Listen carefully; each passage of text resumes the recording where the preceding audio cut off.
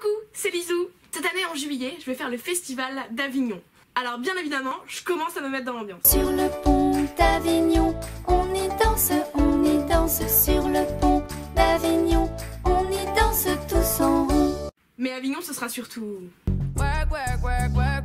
Donc j'ai envie d'arriver bien préparée. Et surtout de pas faire de boulettes. J'ai décidé de résoudre un grand mystère sur Avignon. Genre un mystère aussi grand que la vie sur Mars. Ou le monstre du Loch Ness. Ou la date du grand retour de Mpokora. C'est too much? Ok, y'a pas de souci. Bon bah un mystère normal quoi. Une petite question. Et que tout le monde se pose, hein. Enfin quelques personnes, j'espère. On dit en Avignon? Ou à Avignon? Ou on s'en fout? Parce qu'on pourrait être tenté de dire en Avignon pour la liaison, pour que ce soit plus joli. Mais en fait, il y a plein de villes qui commencent par A, et on dit quand même A Truc-Muchon. Amsterdam, Albi, Arcachon, Asnières, Agen, Annecy, Angoulême, Dunkerque, Abbeville, Alençon. Et jamais à ma connaissance, on s'est posé la question et si on allait à Angoulême? Et si on allait en Angoulême?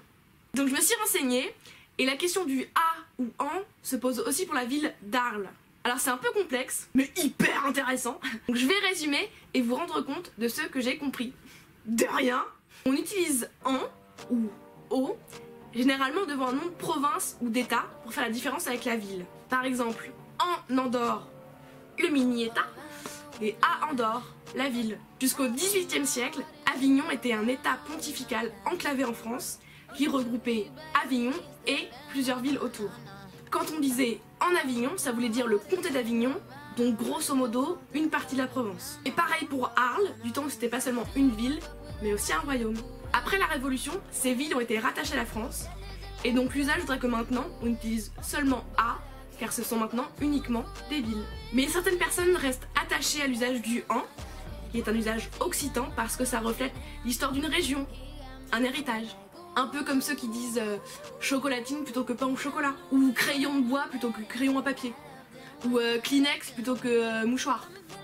Bah, sûr. Moi personnellement je dis morceau de tissu ou de papier utilisé pour l'hygiène et la commodité corporelle.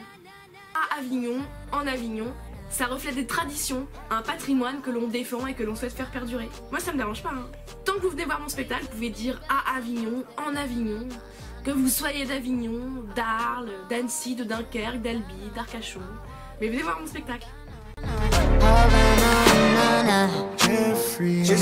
Moi,